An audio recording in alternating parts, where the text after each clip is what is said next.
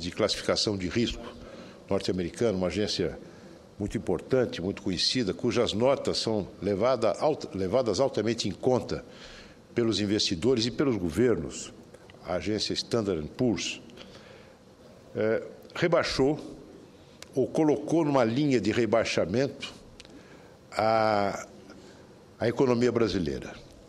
O Brasil passa a ser considerado um lugar onde os investidores poderão ter receio de receber de volta o investimento e aplicação dos recursos aqui feitos. Isso significa o rebaixamento do risco Brasil, ou o aumento do risco Brasil, melhor dizendo.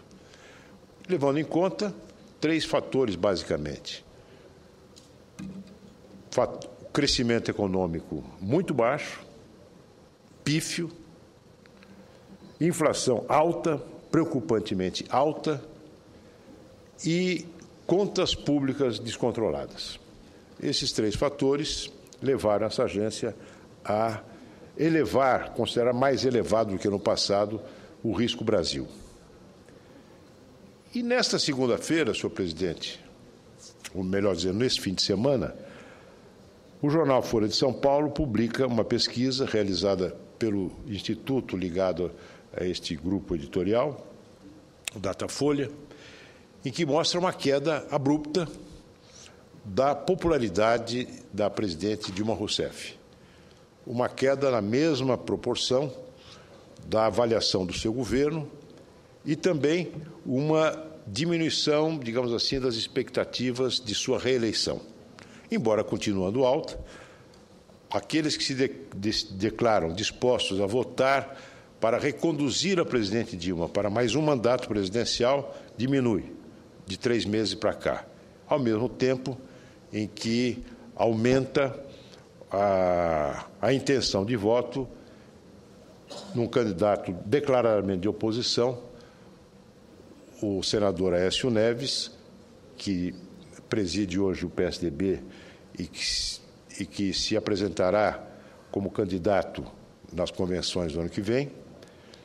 Um índice de intenção de voto permanece bastante alto na senadora Marina Silva, tudo indicando que, com a eventual candidatura, e cada vez mais provável candidatura do governador de Pernambuco, nós teremos um segundo turno.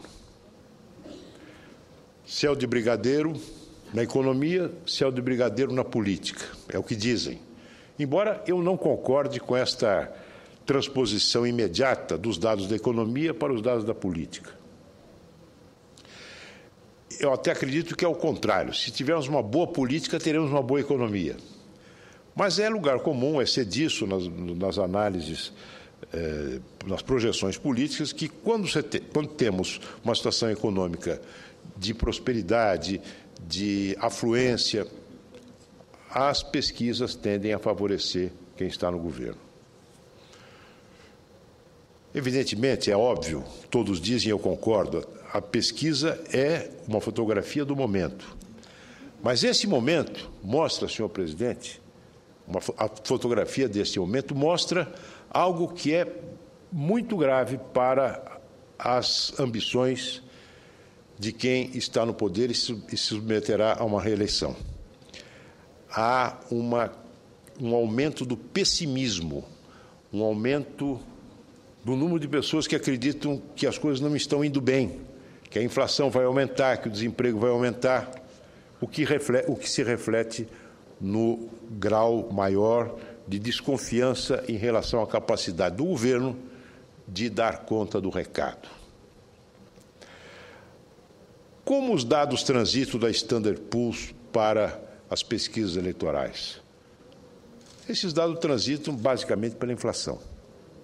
A mesma pesquisa mostra que aqueles setores da população brasileira que têm um nível de renda mais baixo são aqueles que mais sentem, e que, portanto, mais sentem a corrosão que a inflação provoca no poder de compra dos seus salários. É exatamente essa fração da população brasileira aquela que mais se afasta da reeleição da presidente Dilma. Mas não é só a inflação. Há outros fatores que se congregam para criar um quadro de dificuldades para os brasileiros e também para o governo. Fatores que, noticiados pela imprensa, das mais diferentes formas, frequentando o noticiário de televisão, mais do que ainda com mais poder de convencimento de qualquer programa eleitoral, programa partidário, por mais genial que seja o marqueteiro, esses dados que são transmitidos, as informações são transmitidas aos telespectadores, ao cidadão telespectador, vão criando esta desconfiança de que talvez seja a hora de mudar de governo.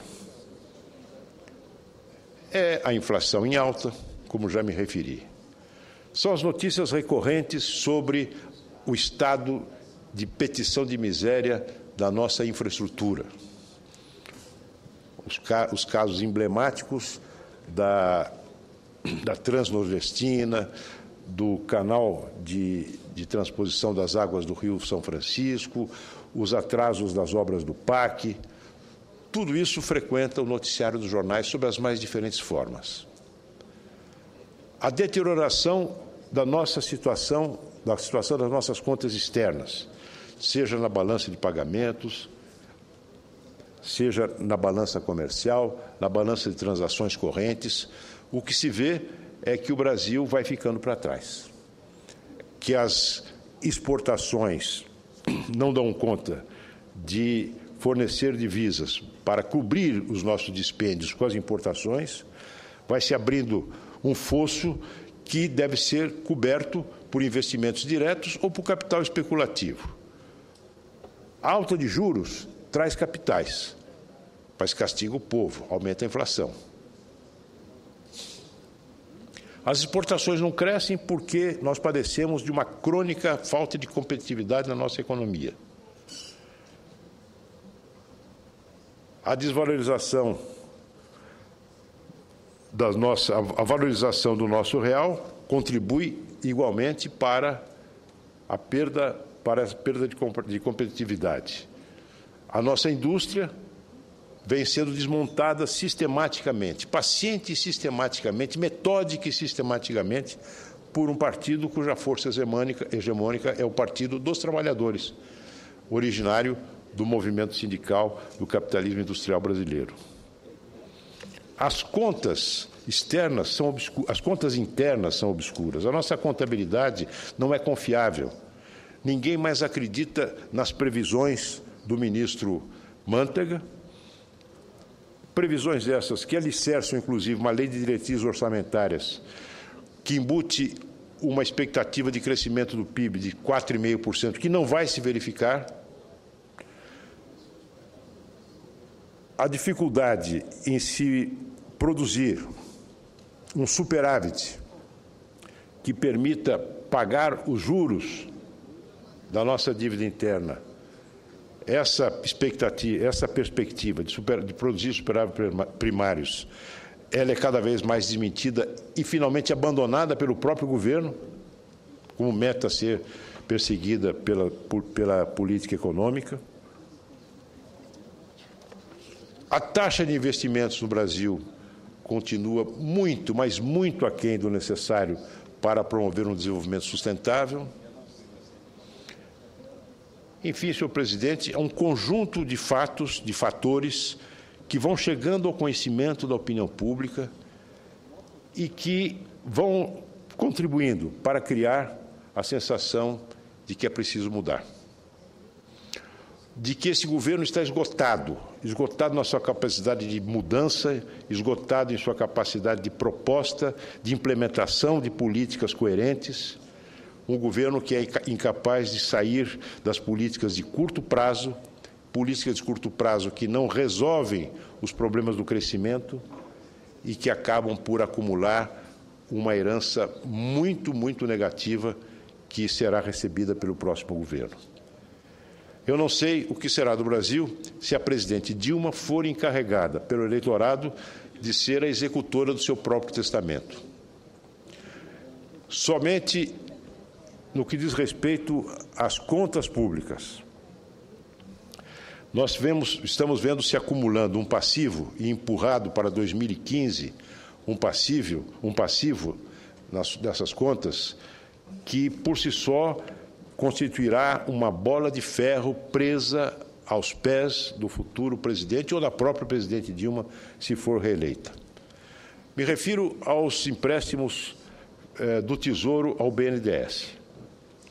Todos nós sabemos como é que acontecem esses empréstimos. O Tesouro capta no mercado a uma taxa de juros superior àquela que é cobrada pelo banco.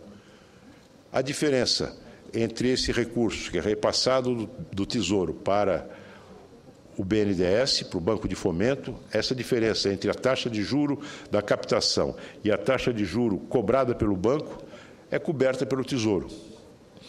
Somente no ano passado, isso representou, senhor presidente, 12 bilhões de dólares. E se estima que, em 2015, esta soma vai chegar a 50 bilhões de dólares. Por que 2015? Porque o governo, percebendo que não vai conseguir saldar essa diferença nos anos de 2013 e 2014, o governo, mediante uma portaria do Ministério da Fazenda, jogou tudo para 2015. Os números que mostram o comprometimento do Tesouro com esse tipo de operação são assustadores. Em 2009, as operações financeiras do BNDES suscetíveis desse tipo de operação, chamada de equalização de juros, era de 44 bilhões. Nesse ano, nós já estamos em 320 bilhões de reais, sem que se saiba exatamente qual é o resultado disso. A política de escolher algumas grandes empresas para serem campeões mundiais ou campeões nacionais não deu nenhum resultado apreciável até agora para a população brasileira ou mesmo para o desempenho em geral da nossa economia. Nenhum. É um fascínio que o PT tem pelo grande capital e que se expressa nessa forma de presente sem que haja a menor avaliação do resultado disso. Assim como não há a menor avaliação do resultado das desonerações financeiras, das desonerações tributárias, desonerações de folha, que são concedidas a mancheias segundo pressões políticas localizadas, mas que vão contribuindo para criar uma situação fiscal extremamente preocupante no nosso país. Este ano se espera que essas exonerações atinjam um volume de 70 bilhões de reais. Como é que se vai fechar essa conta? Não se sabe. O governo inventa simulacros para mascarar a realidade, como antecipação de dividendos das empresas estatais, como antecipação de recebíveis da usina de Itaipu, mas o fato é que nós estamos caminhando para um emaranhado de expedientes, de truques, que não enganam mais ninguém e que vão levando aprofundando a desconfiança de todos, dos investidores, dos jornalistas, dos políticos e até, finalmente, dos cidadãos em relação à confiabilidade dos dados e das promessas e das antecipações do governo. Se o nosso ministro Mantega fosse uma daquelas ciganas que ganha a vida prevendo o futuro, seguramente estaria, nesse momento, morrendo de fome, pois ninguém mais acredita, ninguém mesmo acredita nas suas previsões. Ouço a parte do senador Cristóvão Buarque, com muito prazer.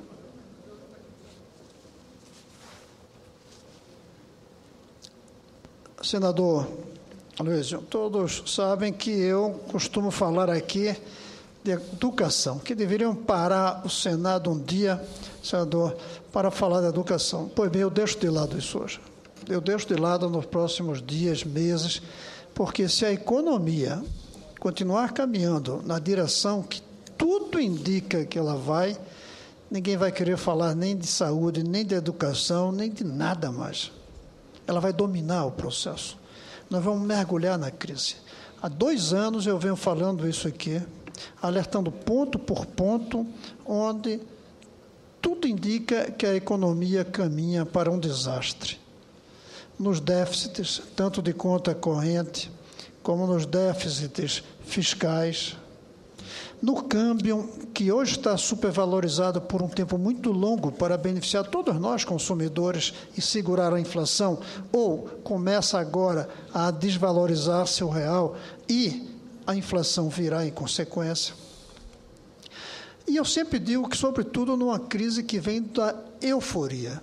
Nós vivemos um período, senador Mozarildo, de anos de uma euforia que não tem base. É a mesma coisa que levou à crise na Espanha, na Grécia, em Portugal. Foi a euforia daquele momento, com as bolhas de consumo, as bolhas imobiliárias, que, de repente, uma coisa qualquer que acontece, puxa, estoura a bolha. Nós estamos caminhando para cair na real. Cair na real, eu não digo no real, é perceber que essa verdadeira farra que a gente vem vivendo e que deslumbra todo mundo, ela se esgota se ela não tiver uma base sólida. E a nossa economia não tem base sólida hoje. E talvez o que tem de novo, naquilo que eu venho falando já há anos, é a questão da credibilidade. Credibilidade. Até algum tempo atrás, apesar de tudo, havia uma credibilidade nacional e internacional em relação ao discurso da presidenta e do ministro da Fazenda e do presidente do Banco Central. Acabou essa credibilidade. Hoje ninguém dá mais credibilidade ao discurso econômico do governo. Não dá mais, primeiro, pela quantidade de pacotes. Ninguém confia quando se faz, em vez de política econômica, pacotes econômicos. Porque você faz um hoje, amanhã tem que fazer outro, depois faz outro, como o senhor falou de emaranhado. Nós estamos num emaranhado. Cada coisa que se faz traz consequências negativas, apesar das positivas. Muito mais desonerações. Claro que as desonerações são ótimas para o consumidor, que vai comprar o carro, que vai comprar a geladeira, que vai comprar os produtos desonerados. Mas isso gera um buraco nas contas nacionais. Isso me permite apenas uma interrupção breve nesse belo à parte. É que as desonerações, elas são sempre concedidas por um tempo determinado. É verdade, termina... Então, quem é que vai se lançar num programa de investimento, de risco? Um programa de investimento que exige uma maturação relativamente lenta, sabendo que aquele favor fiscal que esse setor onde se pretende investir vai terminar o ano que vem. Não vai investir. Então não vai investir. E é o que está se vendo. Por isso é que essas desonerações não estão contribuindo em nada para alavancar o investimento. Estão, sim, contribuindo para alavancar o consumo. E mesmo assim não está conseguindo aumentar o produto interno bruto. Aumenta o consumo, mas não chega no aumento do produto interno bruto e, ao mesmo tempo, gera incerteza dos investidores e a gente fica com os dois lados negativos. Complexidade da nossa estrutura tributária, que é cada vez mais difícil de ser compreendida. Tudo isso faz esse entrelaçamento. Tem uma palavra pouco usada, chamada conodrum, que é isso que você tem um emaranhado de fios e de coisas que você não consegue desatar. Nós estamos vivendo essa coisa chamada conodrum, um emaranhado Como é o nome? negativo. Conodrum, com M no final.